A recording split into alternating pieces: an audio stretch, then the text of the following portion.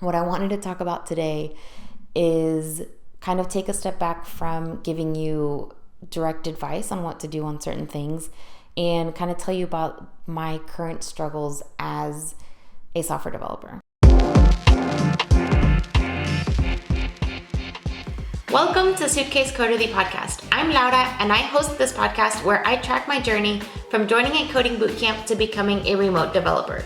My ultimate goal in life is to travel the world and see as many countries as I can, but for now, I'm sharing what I've learned so far to hopefully help and inspire future techies, freelancers, and digital nomads. Thanks for tuning in, and let's get started.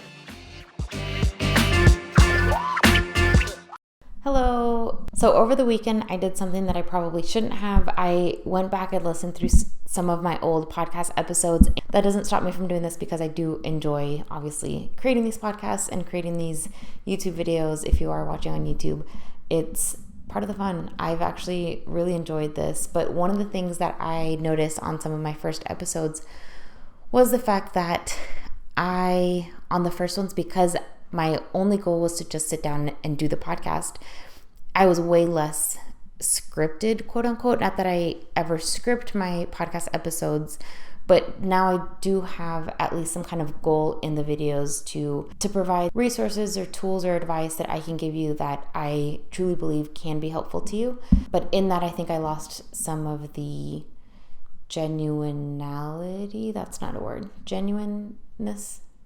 Also not a word. I lost just like the ability to just speak into the camera without thinking twice about it, because now I'm way more conscious about what it looks like on the editing side and all of these other things. But anyway, that's besides the point. But yeah, so today's purpose is to talk about my struggles, or my current struggles and things that I'm facing just as a human being during COVID and Snowmageddon and all of these things. So without much rhyme or reason, the reason I'm listing out all of the things that I do is, well, for starters, as you know, I am terrible at time management, which is not something I am proud of, nor is it getting any better, unfortunately. I am going to have to try some kind of method if you guys have, and I have episodes on it because I've done so much research on time management and how to like be better at time management, but actually applying those things is very difficult for me. But I don't want to spend too much time talking about time management because I know I'm going to have a trillion more videos about that and podcast episodes. And I already have a couple where I cover the importance of it, even though I think the only reason I know why it's so important is because it's something that I struggle with. The second thing that I really wanted to talk about today is the fact that I'm having such a hard time deciding on what to focus on, or what to focus my time on when I'm not like actually working, when I'm not teaching, when I'm not working on an actual project for my freelancing jobs, because there's so many things that I could be doing. And I know this goes for like everybody, like every human, not just software developers. But that being said, as a software developer, you and I both know that there is so much to be learned. And the feeling of never knowing enough and never getting to the point where you know enough to actually feel like competent in anything, at that point like never comes. And so as a software developer, there's so much to learn that it's sometimes hard to know what to focus on, especially if you aren't learning through a boot camp or through university and you're trying to go through the self-teach route. I do give a lot of tips and tricks on how to do that if you want to check out some of my past episodes. But even if you do a boot camp, even if you're in the process of applying for a job or have a job and want to kind of like move forward with that, there's so much to be learned that sometimes it's really hard, especially for me, to know what to focus my time on, because I don't know if I should be diving deeper into the things that I already know or have learned already, or whether I should be picking up brand new languages, or whether I should be diving into the back end a bit more, or understanding a little bit more of like web design, so more of the design aspect. Like I said, there's so many branches that you can go into as a software developer. And I think that's maybe one of the struggles as a freelancer, is the fact that because I can get pulled in so many different directions, it's both like a luxury and I don't know the word for it, like a blocking a thing that blocks me, like a blocking thing, the fact that there's so many decisions that so many directions that I'm getting pulled that it's hard for me to know which one I should really focus on. So just to give you an example of some of the things that I want to focus on my free time is, as a bootcamp grad, we obviously learn how to create a lot of web applications. And even within that, I don't know if I should be spending time on creating like quality or quantity web apps. So one thing that I want to do is build a lot more web apps. I'm currently building one out that I'm actually really excited about. Hopefully I'll get that out soon enough for you guys to like be able to actually use it. But even within web apps, am I supposed to be focusing on more complex web applications where I'm diving deeper into the things that I've already learned? Or should I just worry about getting a ton of web apps out there to fill my portfolio, quote unquote, to show that I have experience? Like, either one is going to show that I have experience, right? I don't know which one takes precedence. And I guess one thing that I tell you guys to do all the time is know your end goal. And that's one of my issues is I really enjoy freelancing. Obviously, my ultimate goal is to travel the world and be able to do this kind of remotely. But at the same time, I understand that having something a little bit more stable where you're focused on one specific thing kind of leads you to focus on one thing and you don't have to think about it because you're getting experience from that one job. And obviously with that comes like financial stability and location stability, and there's kind of like a tug-of-war, is that a thing? A tug-of-war between having that like financial and just stability all around versus having the freedom of being a freelancer, which I really enjoy. But obviously it comes with its struggles, which is the whole purpose of this episode.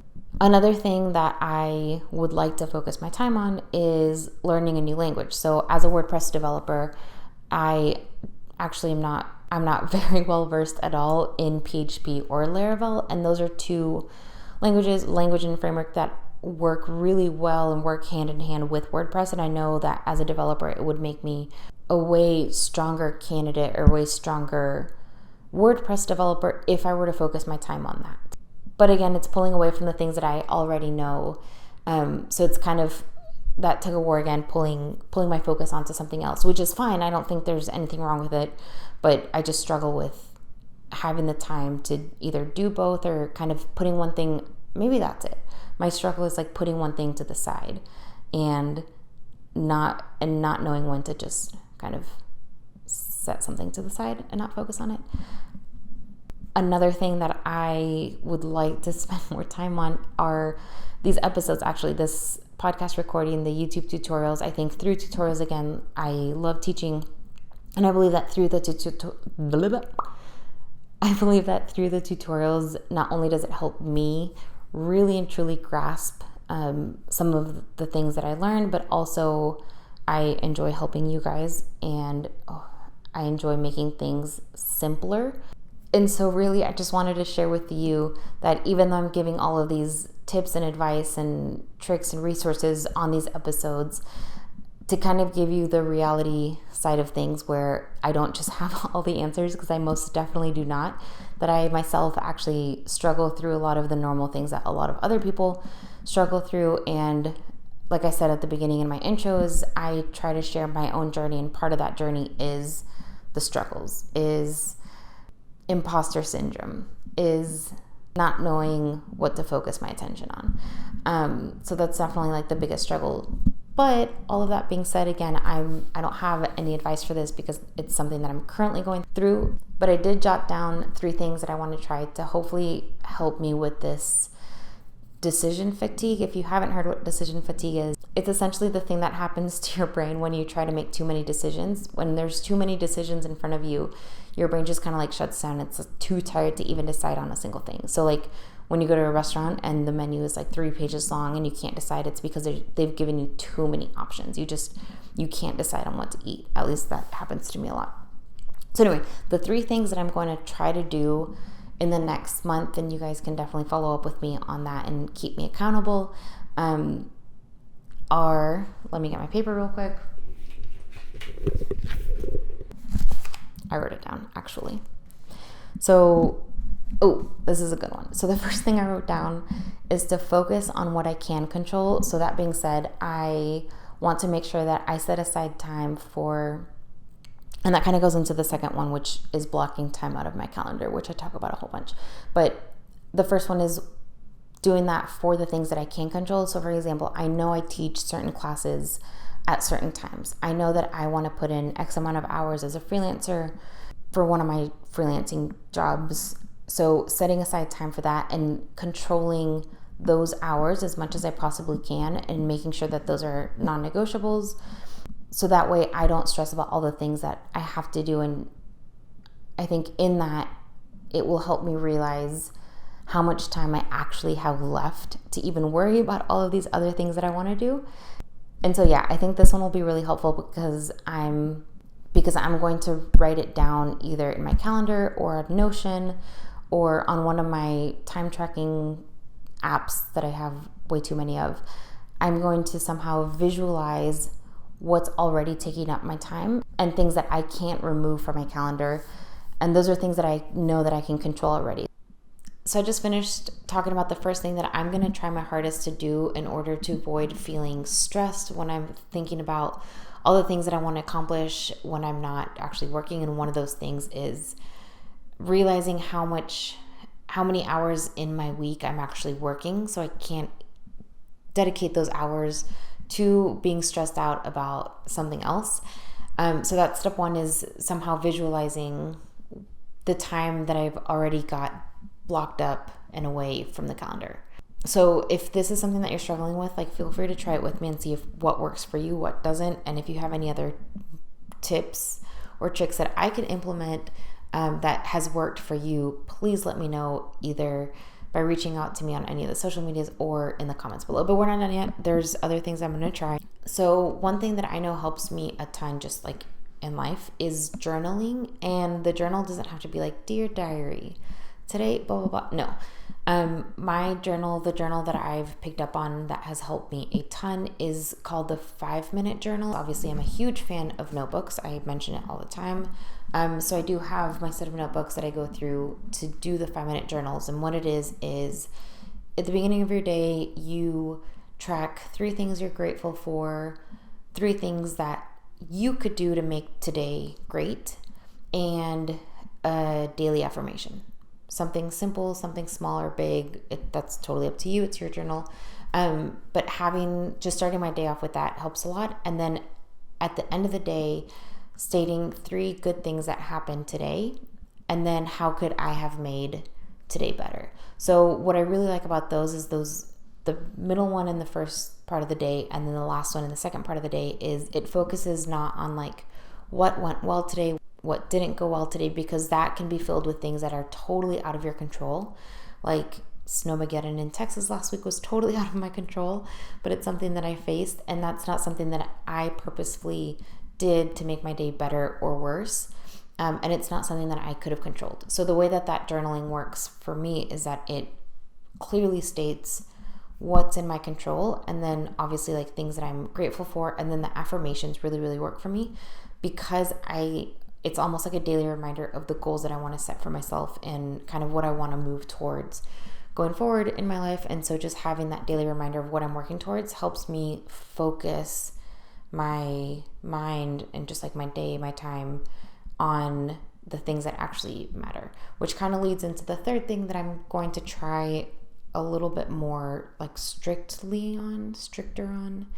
You guys can help me with my English. If I ever have like mega English mistakes, let me know. So as far as like prioritizing goes, this is something that my sister says all the time. She focuses on prioritizing one big thing in a week and then like 2 minor things. No more, no less. So if you try to focus on more than one major thing a week, it's just like you can't focus on 2 things at the same time. Not that you can't, but like as far as goals go, like as far as trying to take up your extra time, the few extra hours that you do have in a day, try to do like 5 things with that. It's not going to work. But try focusing on one thing either per day or per week, and that way you are able to get into that zone, even if that zone lasts a couple of hours a day or throughout the week, you at least know what to go to first, and you're not wasting time trying to decide what to work on. You just sit down and work on the thing that you want to work on. And then 2 small tasks. So like if you happen to finish one of the big tasks and you have maybe like 5 minutes, so like just enough time to do a small task but not enough time to really focus in on your big priority, then you have something else that you can kind of diverge your attention to, something like that. Hopefully you understand my English phrases. So that concludes my real talk episode where I'm telling you, complaining to you, venting to you, however you want to take it, about just like my real life struggles as a software developer currently, especially with, I keep saying this year, but it's now just accumulation of last year with COVID, this year with the weather, and just a lot of things that are out of my control.